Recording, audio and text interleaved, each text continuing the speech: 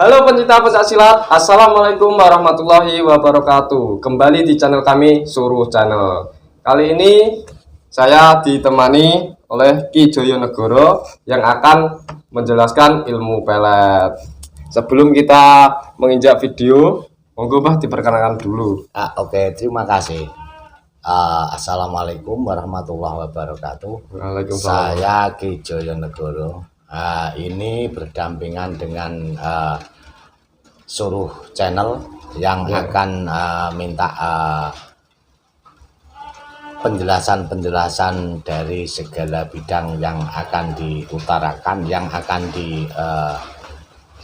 diajukan, yang akan diusulkan, yang akan dipertanyakan, yaitu dari Suruh Channel. Silahkan untuk bertanya.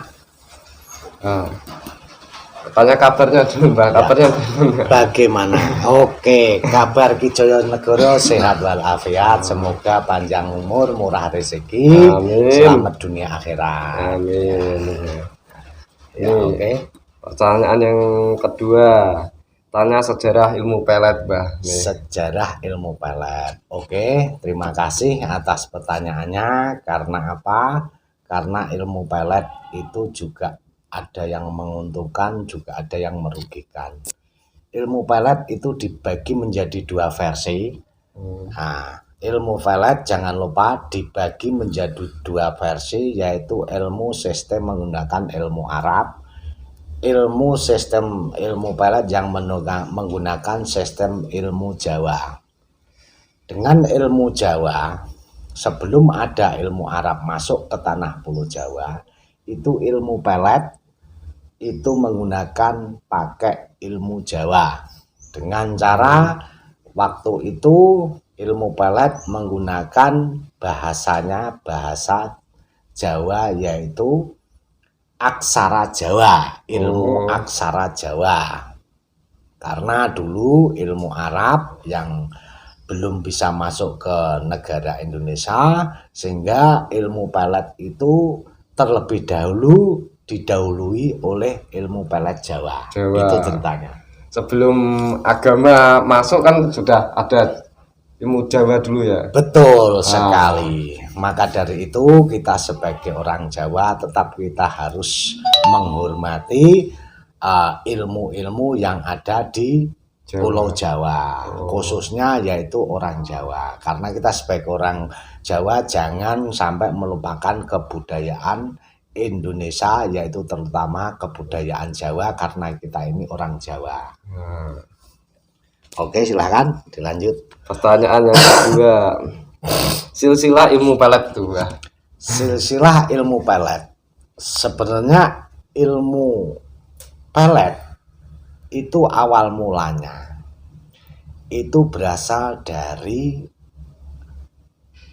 kalau pelet itu berasal dari Kalimantan. Karena Kalimantan itu ketika waktu Pulau Jawa belum dihuni oleh manusia, itu ilmu pelet berasal dari Kalimantan, yaitu namanya Hastinapura. Nah, Hastinapura itu letaknya di daerah Kalimantan Selatan, sehingga sekarang jadi Martapura. Jadi setelah Martapura itu akhirnya Hastinapura dengan lambat laun ada yang penerusnya, yaitu di daerah kerajaan Kartanegara yang menguasai Parikesit. Jadi ilmu pelet itu awal mulanya dari Kalimantan silsilahnya. Kalimantan. Ya, betul. Oke, silahkan. Monggo Mbah, ngopi dulu ya. Ya, sambil ngopi-ngopi, nggak usah terlalu tegang. Ki Joyonegoro ini juga punya channel YouTube loh, guys. Namanya apa, Mbah? Channelnya? Namanya Ki Joyonegoro. Nah, dia membahas tentang silsilah misteri-misteri juga. Misteri juga ada. Bisa, kebudayaan juga bisa, sejarah juga bisa. Jangan lupa kunjungi. Jangan lupa kunjungi juga di channel Ki Joyonegoro. Bantu. Oke, terima kasih atas spot dari channel Suruh Channel. Ini semoga menjadi manfaat untuk Amin. channel Ki Joyonegoro. Amin. Silakan untuk dilanjut apa yang mau ditanya. Yang pertanyaan keempat nih, Pak. Ya. Ajian ilmu pelet. Ya. Oke. Ajian ilmu pelet itu ada menggunakan sistem. Cara gampangannya wong Jawa nganggo tata cara.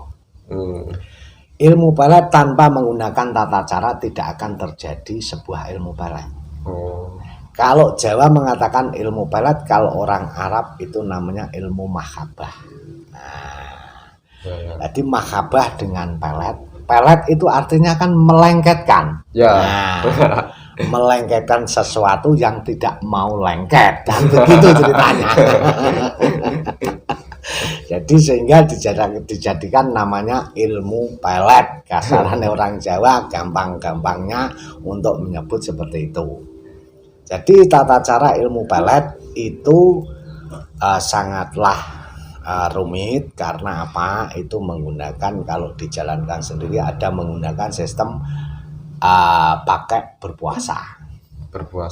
Ya, berpuasa. Kalau ilmu Arab menggunakan wiridan. Nah itu. Kalau orang Jawa ilmu pelet menggunakan puasa. Tinggal apa yang digunakan, syarat-syarat yang harus dilakukan untuk ilmu pelet tadi. Ini Pak, unek-unekan saya itu. Ya. Kalau saya kan tahu ilmu pelet itu ya ada yang Semar Mesem, Bulu Perindu. Ya. Itu memang benar ada itu, Pak. Itu memang ada. Jadi Semar Mesem itu memang bisa untuk menjadi pelengket manusia. Itu tanpa terkecuali untuk pelengket laki-laki juga bisa, pelengket perempuan juga bisa. Sama juga Bulu Perindu itu bisa juga untuk menaklukkan laki-laki juga bisa, perempuan juga bisa.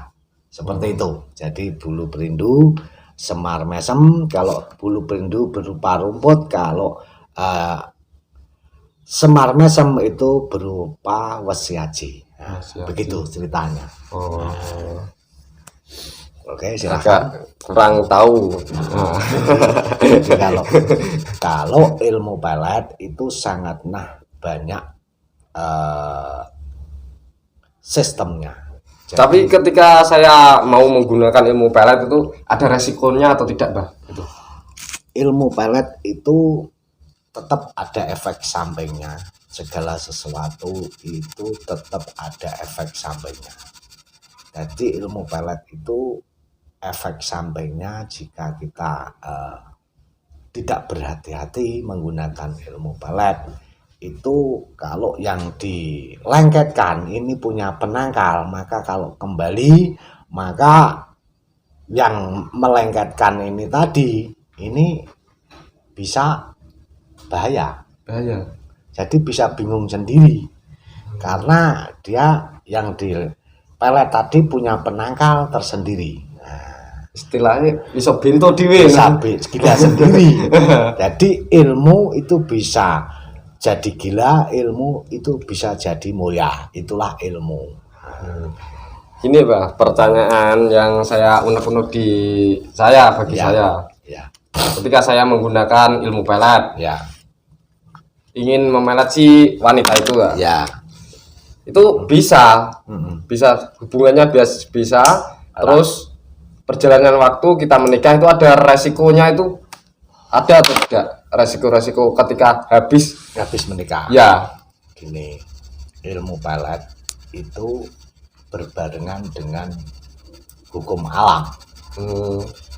Jadi kalau itu benar-benar untuk digunakan itu karena Allah itu selalu mendukung. Tapi kalau ilmu pelet hanya untuk permainan, Allah tidak mendukung. Istilahnya ingin mencintai ya, betul. Sepenuhnya. Ya, sepenuhnya. Itu Allah mendukung karena Allah itu membela perbuatan yang terbaik. Biasanya kan nom-nom pengen ngerem, pengen ngomong itu resiko ya, Pak ya. Itu resiko. Janganlah. Sebabnya kalau di dalam agama lain itu hukum karma. Kalau orang Jawa mengatakan kualat, Oh, kalau kualat. orang Arab mengatakan kurang baik, karena itu untuk permainan. Oh. Tapi kalau untuk selama-lamanya itu tidak apa-apa. Tidak apa-apa.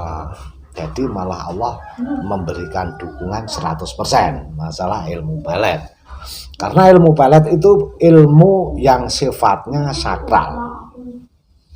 Tidak bisa dilihat tapi bisa dirasakan. Betul nggak? Betul. Nah, itulah kehebatan ilmu pelet. Sambil ngopi dulu, Mbak. Monggo.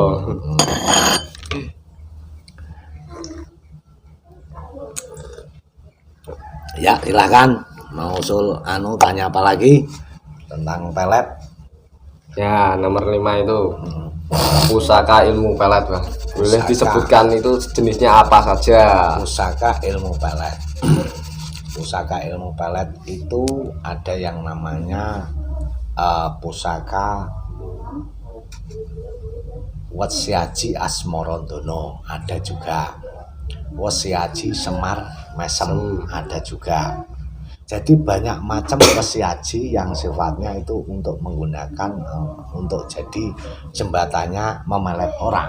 Nah, itulah cerita-cerita kisah wesiaji untuk ilmu pelet. Jadi ada yang ucapan, ada yang bersifat berbentuk benda, seperti suatu contoh wesiaji tadi. Betul nggak? Betul, betul. Nah, itu.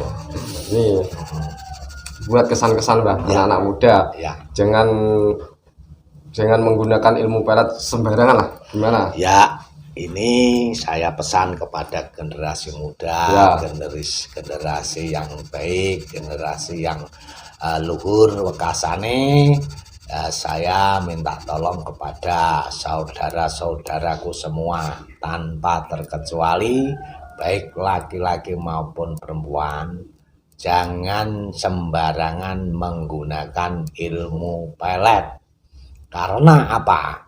Ilmu pelet itu resikonya sangat tinggi kalau tidak tahu perjalanannya, sehingga itu efeknya, dampaknya sangat buruk.